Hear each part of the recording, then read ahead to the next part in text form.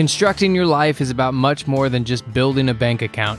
Each week, join real estate entrepreneur and mindset coach Austin Linney as he interviews guests who are constructing their dream lives and impacting the world around them on a daily basis. If you're an entrepreneur or wanting to start a business, or you just want to hear motivating stories of how others have overcome the odds, you are in the right place. And now for your host, Austin Linney. Welcome to Construct Your Life, everybody. This is Austin Linney. I have the honor. This is the hottest thing since sliced bread. You've never met anybody more on fire than my dude, Andress. How are you doing, my brother? I'm doing great. How about yourself, Austin? I'm doing good. So it's crazy. We run in the same circles. We've talked briefly, but we haven't really met. So I get to kind of hear your story. So we'll kind of walk through it. But what I like to do with my guests is kind of let them start their story where they want to, and then we'll go from there. Perfect. Let's get the ball rolling then. So I was born in El Paso, Texas, and I went to Austin when I was 19. That's when UT Austin started. So that's why I moved to Austin at the age of 19. And I started working as a leasing agent. My previous job had been as a lifeguard in El Paso. It was a dope job. I loved it. And I don't know. I was like, you know what? Let me be a lifeguard again. I applied to get a lifeguard job, and they're like, you need to renew your license. So I said, you know what? There's an opportunity in disguise. I believe in the right vibrations, the law of attraction. So one of my friends, I think a month or 2 weeks later, came to me and was like, hey, Andres, there's this realtor job that I think you'd be great at, and you should look into it. So I love the fact that it was independence and all of the things that real estate offered. Screw it. Let's do it. So I interviewed for the job, got the job as a leasing agent at UT Austin at the age of 19. Right now I'm 24. And I did leasing throughout my whole college career. I had several internships in commercial real estate, but I love the leasing side of it. Freshman year, sophomore year weren't the best, but when I say weren't the best, they were actually great because I learned a lot. Might have not have reached my goals, but I love to think about 50% what you learn. The other 50% is really getting your goals. So learned a lot. Junior and senior year were awesome for leasing. All the money I made, I was able to pay for my college and also for my housing. So I told my parents that they didn't have to send me money anymore, and I was super happy about that. It was one of my really big goals. I was able to achieve that, and I was also able to sell a $1 million condo as a junior when I was 20. So that was freaking amazing. And I was just like, wow, the power of referrals and just doing a good job as a leasing agent. So, wow, it was insane.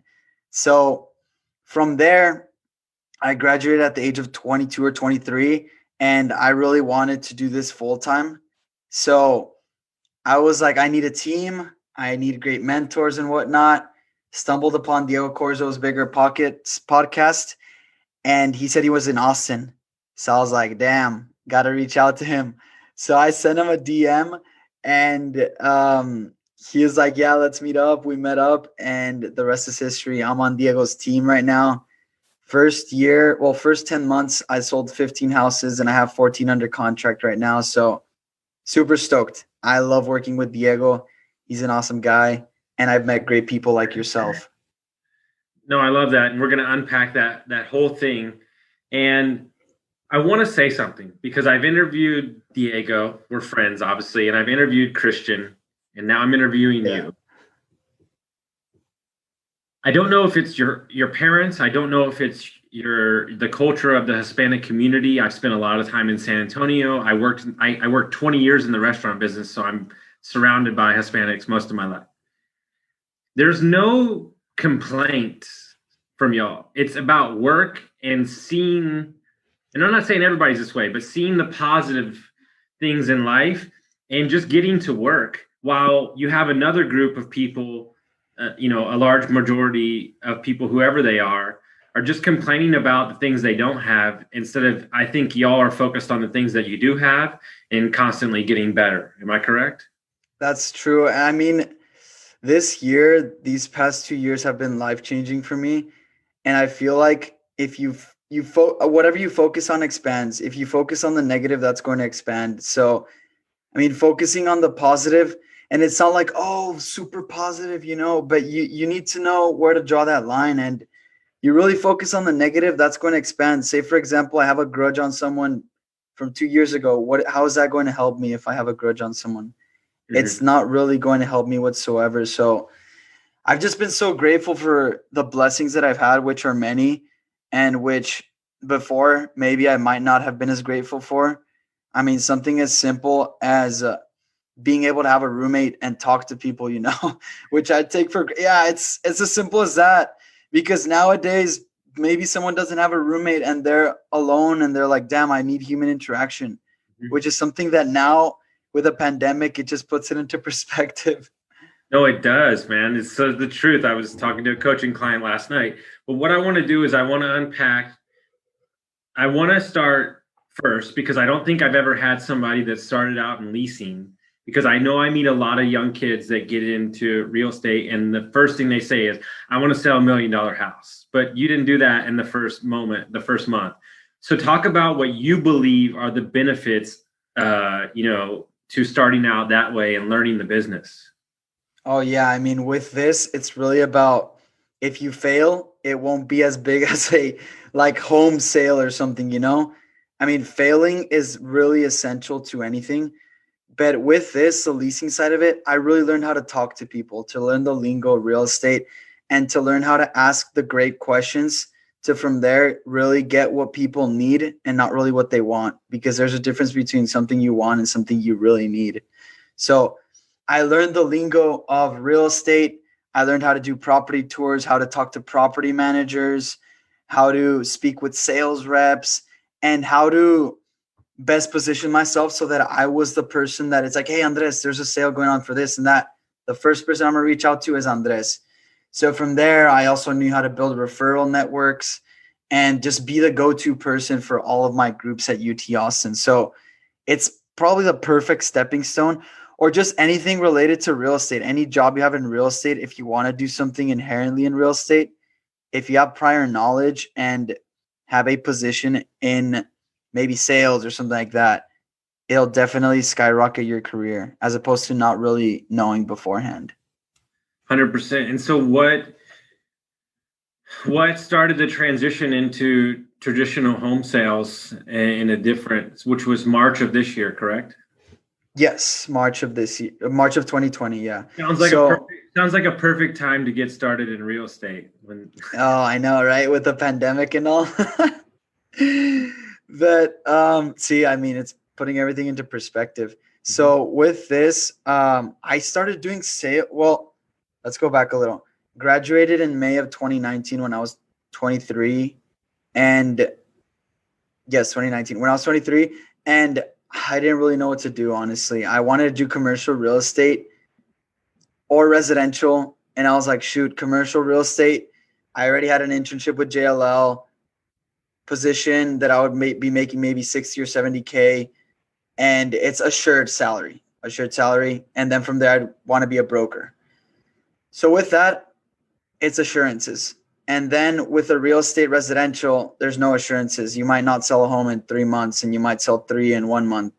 So with this, I was like really looking into myself and my goals.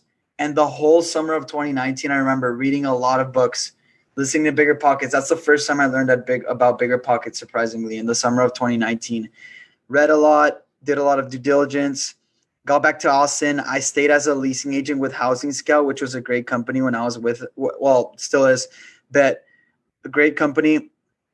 And in November, I remember 2019, I listened to Bigger Pockets in the mornings whenever I did my Miracle Morning, and I stumbled upon Diego's podcast.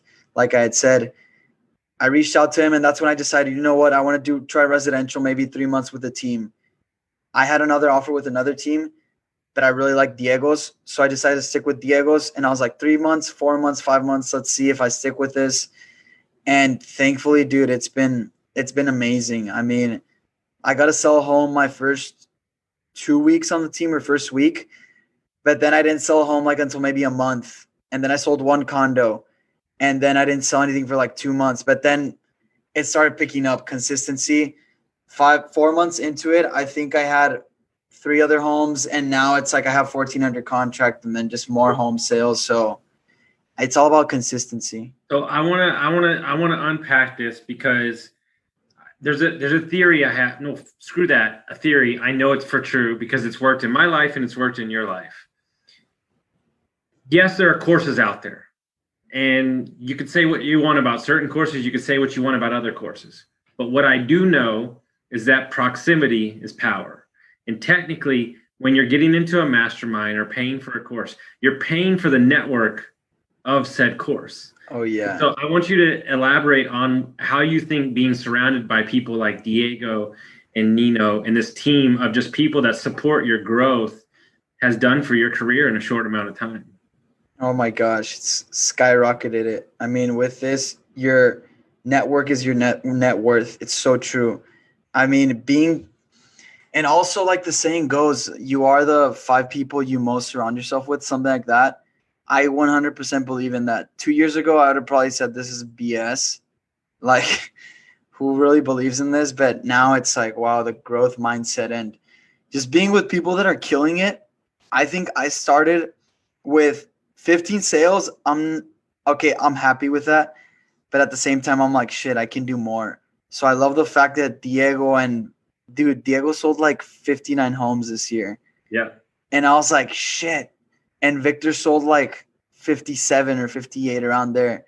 So I'm like, dude, being with these people, we have a call every Monday at 9 a.m. And I remember they're like, how many do you guys have under contract? And Diego and Victor Victor leads the call, but he's like, oh yeah, I have 18. And then Diego's like, oh yeah, I have 19 or 17. I was like, Jesus Christ. And I was like, I have 1 or 2. So just being with them and them pushing me like, Andres, you can do this. Like, don't give up. And now it's like, I'm like, yes, I have 13, 14, and I want more, because this is helping people achieve their goals. So, oh my gosh, it's incredible what surrounding yourself with like-minded individuals like yourself and the people you have, the mastermind that you had. That was awesome. Mm-hmm. I met really great people, and some of them have been on your podcast. So it's just been amazing to surround myself with people that think the same. Yeah, we're having another one on February 6th. And so oh hell yeah, it's one of those things where this is what I want to unpack for you because you are young. What kept you being in that room, them saying 15 deals, 18 deals, I'm closing, and just being surrounded by players like that? How did you dig in and work harder instead of cower backwards and feel like you don't, I think there's an option. Either you lean into that and dig into the uncomfortableness and work harder, or you do the opposite. And I'm just trying to understand how you worked against that. I would say some of it was like the unwavering faith that it wasn't really a matter of if it's going to happen, it's when, and being consistent with what I did. So in regards to real estate though, it's really kind of narrowing down your niche. And with me, I was like, shit, I like am talking about real estate with everyone, and like maybe I'm targeting this and then this and that. So it's so important to, at first, when you're barely getting into real estate, narrow down your niche. Mine is house hackers, first-time home buyers between the ages of like 20 to 30 with new builds. That's like, I've narrowed that down. And from there, now that I've narrowed it down and I know my audience, whenever I speak on Instagram, it's so important to have that avatar. You speak through them, and from there you start getting referrals. And it's not just going to be that niche. It's going to be, since you've done a great job, it's going to be other people. And because you narrow down your niche, you focus on that. From there, you get more and more people. So I feel like it was really finding what my niche was at first, and speaking with Diego and Victor and them telling me about their experiences that, dude, this is normal. Don't worry about it. It'll come. Just getting those reassurances helped me so much. And LC as well. He's been great. Victor's brother. Yeah. I mean, there are people around you that you look up to and respect, same as my mentors, that see something in you that maybe you can't see in yourself. And sometimes you have to cling on to their belief until your own belief catches up. How crazy is that? That it's like, dude, you see something in someone else and it's like, you don't see it in yourself. And it's crazy the stories that we tell ourselves and the limiting beliefs that we have that we're so attached to with just a change of the mindset.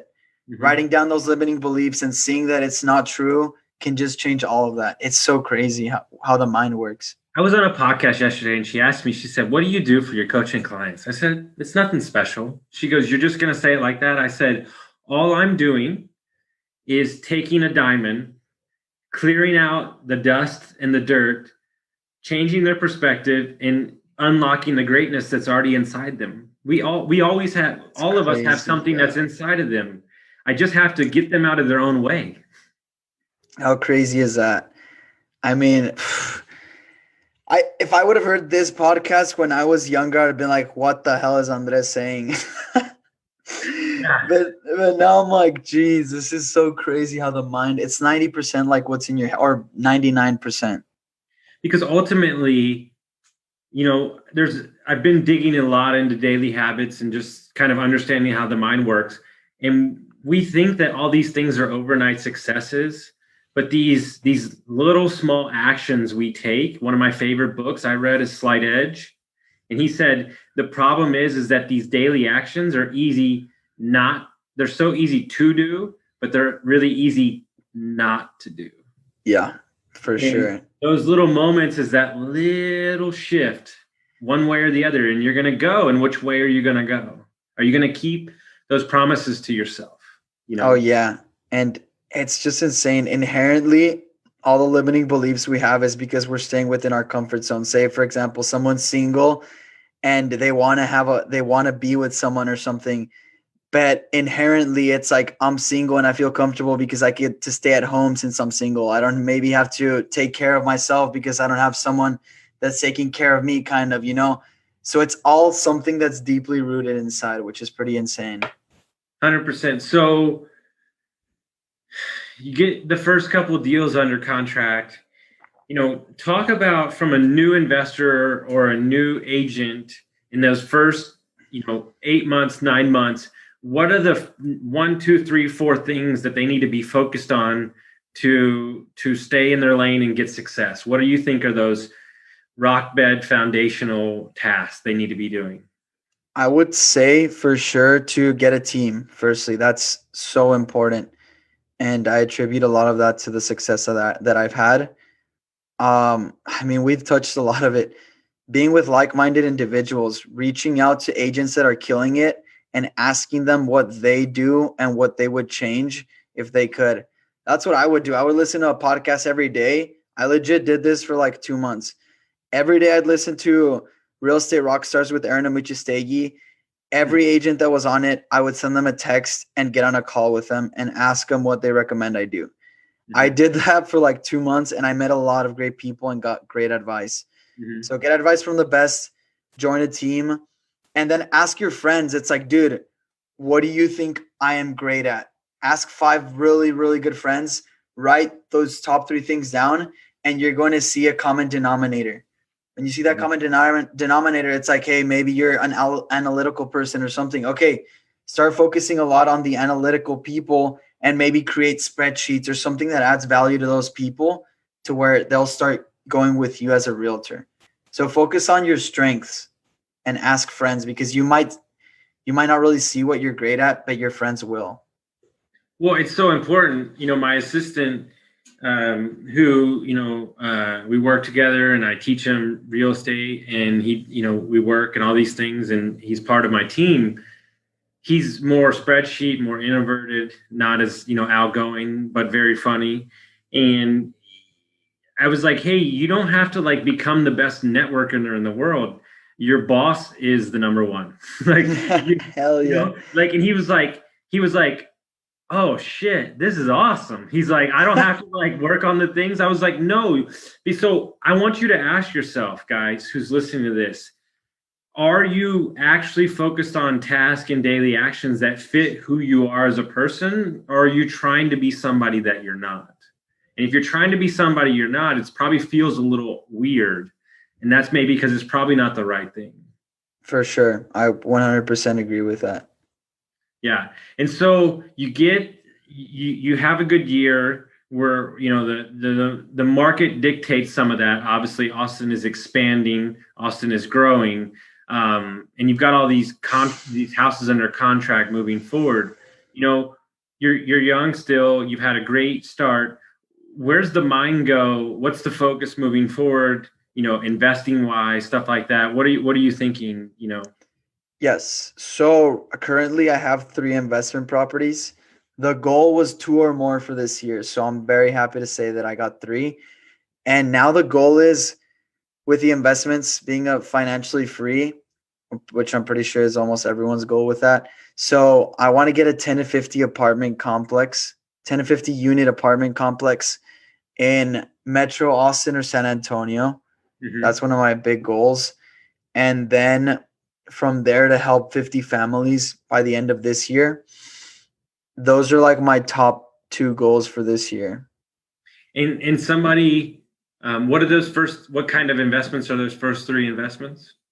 So the first one is a house hack, which I'm living in right now. I have 3 other roommates, and with those 3 roommates, Can you explain to us what a house hack is in your terms? of course.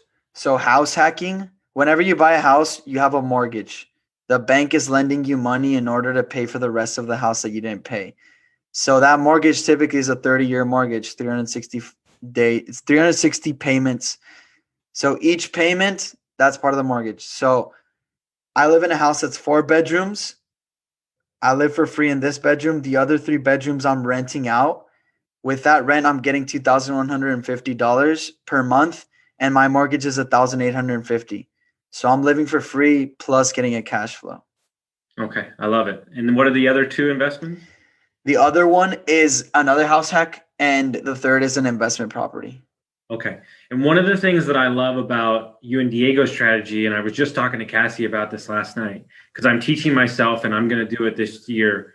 Hell yeah. I love the new construction play. Oh my gosh. I mean, I love it so much. So if we could just spend a couple minutes, because I don't think people understand. I pulled apart Crazy. 1910 homes. I don't think people understand the benefits of new construction. So let's walk through investors, people looking to buy their first home. Just walk me through the benefits that you see, because I know when I watch your social media, that's all you're talking about. Yeah. New builds are like my go-to. I love new builds. And it's just so crazy the flexibility that they offer. Say, for example, it's like, oh, Andres, I want to buy a property and I know the Austin prices are just going up. And oh, shit, what do I do? But my lease ends in 8 months. Perfect. All right. Let's look into new builds, because remember, once you get a property under contract with a new build, which means that you submit an earnest deposit. With a new build, and you just have to submit an earnest deposit. You get the home off the market, you lock the price in. So an earnest deposit, I've been seeing in the east of I-35 anywhere from $500 to $3,000. That's all you have to put to lock the price. You lock that price in, and then the builder tells you this home won't be finished until 8 months. So you've already locked your price in. So within 8 months, the chances of your property being worth maybe 40,000 more in the market like Austin are very high. So you lock your price in with $500. You also get lender incentives if you go with the preferred lender, which typically is like 2% of the closing costs. On a resale, you have to pay a lot of closing costs, usually 1 to 3% of the purchase price. So once you close on the property, that's when you have to pay your down payment. But now you're looking at maybe 50,000 in home value increase. So let me give you an example. My friend Otoniel, he got this is crazy. He put an earnest deposit of 3,000 for a home that was worth 305,000 at that moment. This is 6 months ago. 6 months pass, he closes on his home on November 17th. That home, the same exact home, is now selling for 360,000. So the guy made 54,000 in equity. How crazy is that? Well, I've got to call a client as soon as we get off this, because he wants to buy a home. So dude, he's like, I'm gonna wait. Insane. He's like, I'm gonna wait. I got a 31 exchange. I said, no. Now I realize I got to call him right now. Dude, I mean, imagine this. Worst case, you lose your earnest, but if look, if you're a smart guy, at me as an agent, I'm like, you know what, Austin?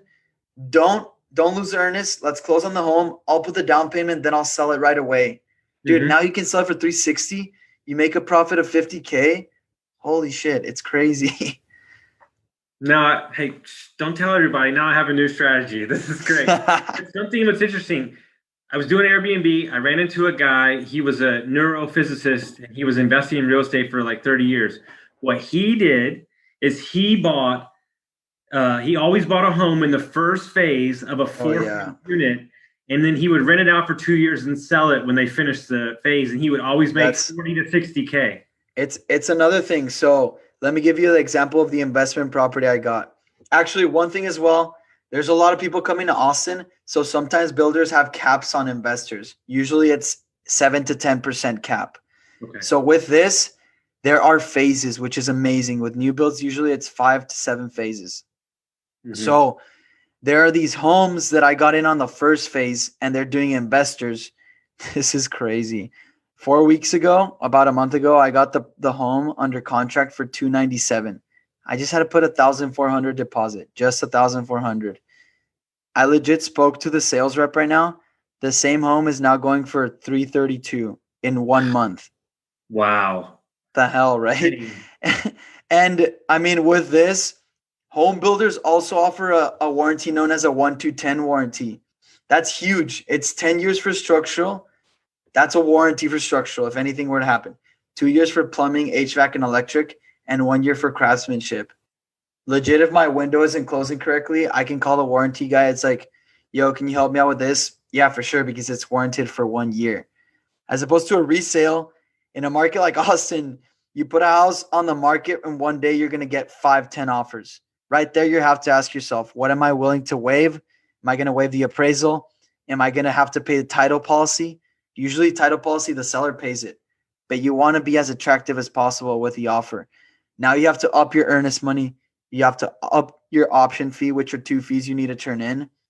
And that's looking like $8,000. It's pretty standard now in Austin. So with $8,000, if you leave the deal, you lose those $8,000. With a new build, it's like, dude, $500 to $3,000. You know, it's crazy. No, it's amazing. There's so many strategies in there. And so that's a strategy that you're going to go on, but like walk us through the thought process to get the 5 to 50 unit. You know, where do you see the value in that? Where are you going to come up with the money? Is that scary? Like those things that people think about all the time. Oh, the syndicate, the 10 to 50? Yeah. Okay, cool.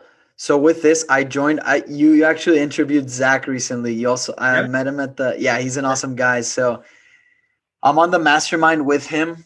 And he the guy that runs is David Tupin. Tupin, dude, he's awesome. Savage. So he's a killer, dude. And he runs that. So I'm part of that mastermind. I've been learning so much. Also, Adrian Salazar, he's a great guy. He's coming on tonight in my Facebook group. So yeah. Oh, hell yeah. That's so awesome. He's killing it.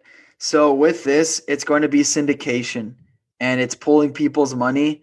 And I'm essentially the general partner. So the person that manages that's the plan for me to be the general partner and get investors and whatnot to give me the money so I can manage a property, renovate it, refinance it, start getting a larger cash flow, and then sell it in 5 to 7 years. That's essentially what the syndication is. So that's definitely my plan. And I've been learning from the best, David, Adrian, and Zach. So here's a statement I want to make. It's controversial when I make this statement and people get their panties in a knot, but this is a true scenario. This is not how you're going to operate because you like to work. You're 24 now. There's a real scenario where in 6 years at 30, you could retire for the rest of your life. For real.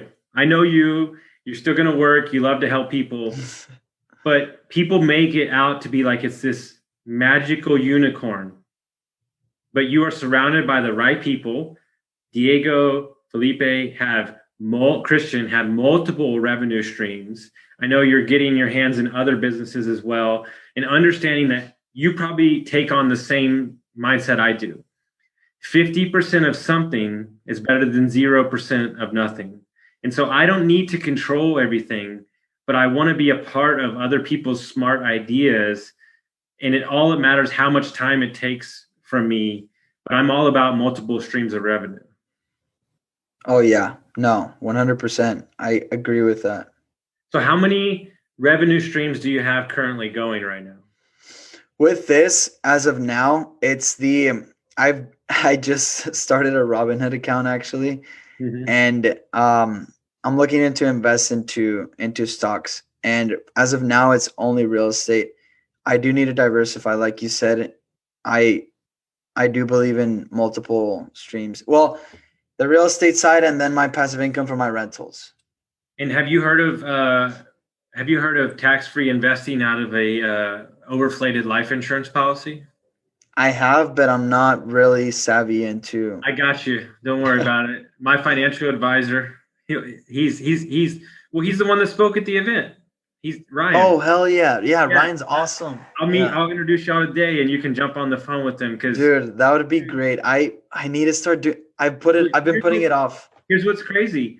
You can lend your money to other investors and make 8% on your money, tax free. No mames.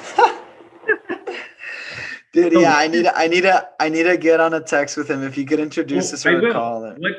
What this does, guys, is why have to figure everything out when you can go straight to the source? That's what I tell everybody. Like I don't want to do spreadsheets. I don't want to do underwriting of multifamily. Yeah. So why would I do that? Because I already know the best operators in the country. Why do I need to go do that for myself? Instead, I'll just partner up with them. Oh, and by the way, one of my coaching clients is one of the #1 raisers for multifamily in the country. Why would I don't need to do that. Yeah. It doesn't matter. You know what I'm saying?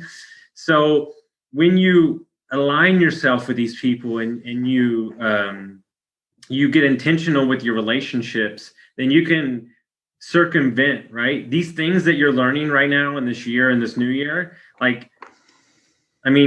it's just because you're surrounded by these people that are opening doors, and you only know what you know when you don't know. That's what I tell everybody. And so getting around these people, getting in conversations, getting in scenarios that you're uncomfortable with. Like yesterday, dude, I led a call on Clubhouse, and there must have been 10 people, probably worth north of 5 million, all of them.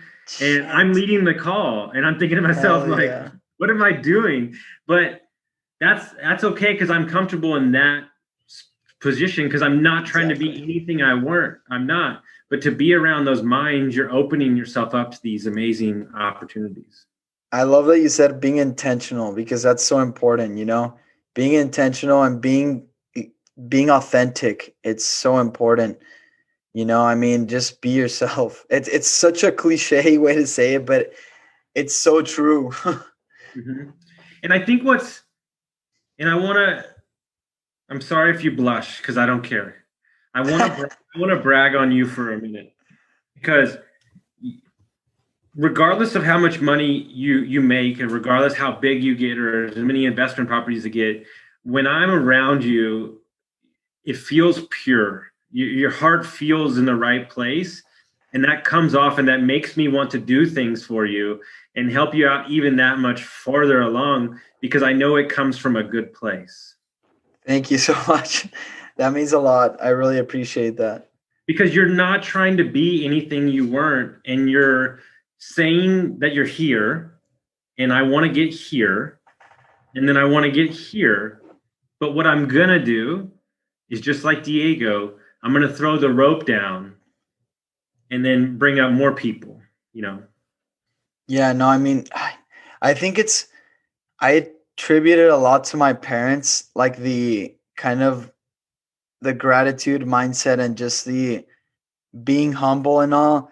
When I was a kid, I would do a lot of missionary activity in villages in Mexico. And oh my gosh, I learned so much from, people that don't have anything. Mm-hmm. And they were legit fighting to have us go eat at their houses. And it's like right now I'm like, what the hell? Me just having what I have, and sometimes complaining when these people don't have anything. It's just it's insane. You know what's important about you, and what I found from people that I respect in the investing world, is every dollar has a purpose. Every dollar has a purpose. We're not out here to go get Phantoms and Lambos. Will that come if I want a Tesla? Of course. But every dollar has a purpose, and we're reinvesting it in the business. We're not going, man, I sold 15 houses. Let's hang around and let's just relax. Like, no, let's continue to do more, because I said it this morning on a coaching call. Do you want to help people from a place of strength or a place of weakness? And when you have more, you can give more. 100%.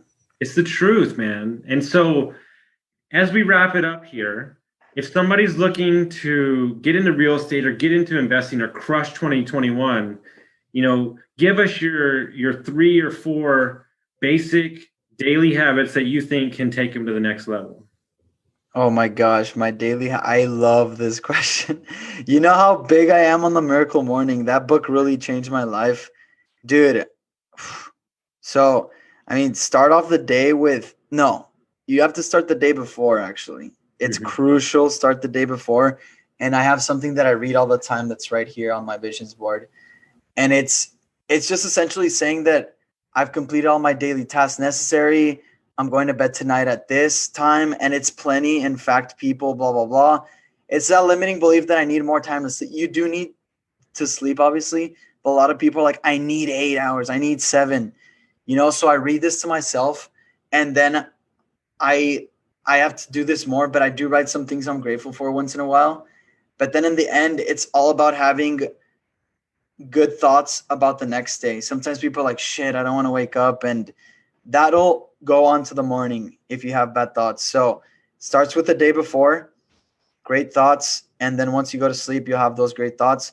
I wake up at 4:55 in the morning. I do my bed because I really believe in having small wins in the beginning in the morning, which doesn't really seem like a lot, but it is a win, and you're starting the day off on the right foot.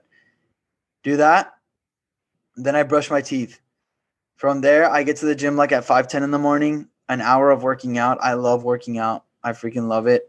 I get home like at 6:20. I take a shower, and on my shower, I have a Post-it that says shower affirmations.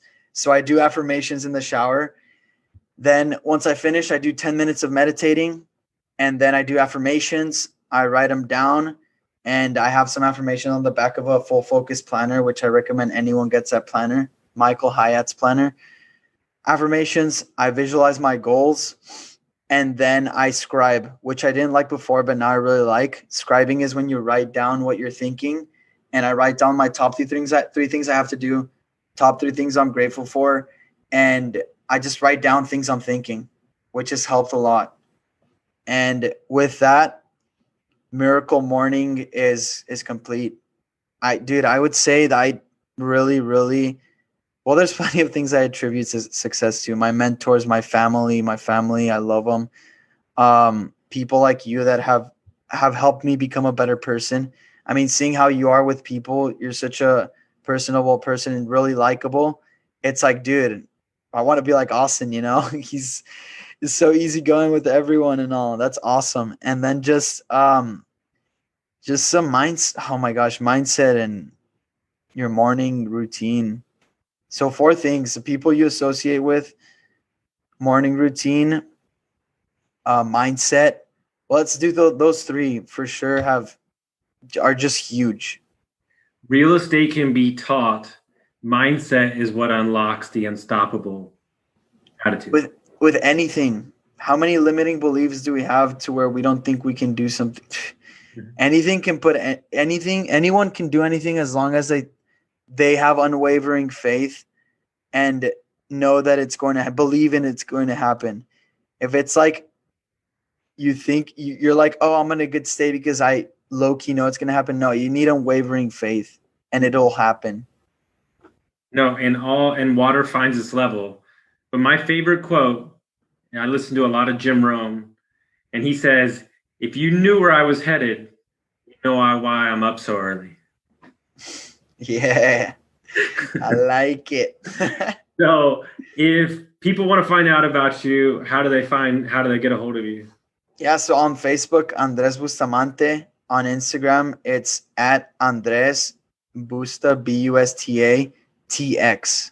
Andres Busta TX. on Instagram. And then also househackaustin.com. That's a blog that Diego and myself do. Feel free to DM me, whatever. I'd love to answer any questions, help anyone out with whatever they need. Well, dude, I have no doubt that you're going to crush everything that you want to do this year. And I honestly, Thank the universe just told me you're going to do 57 transactions this year. Oh, hell yeah. Let's get it. It just hit me. It's like, I can't tell you. I'm a little bit psychic, so. Oh, shit. Let's do it. Awesome. 57 then. All right. Well, guys, if you like this episode, make sure you send it out to your friends, and we appreciate y'all for listening. Thank you, guys. Appreciate it, Austin.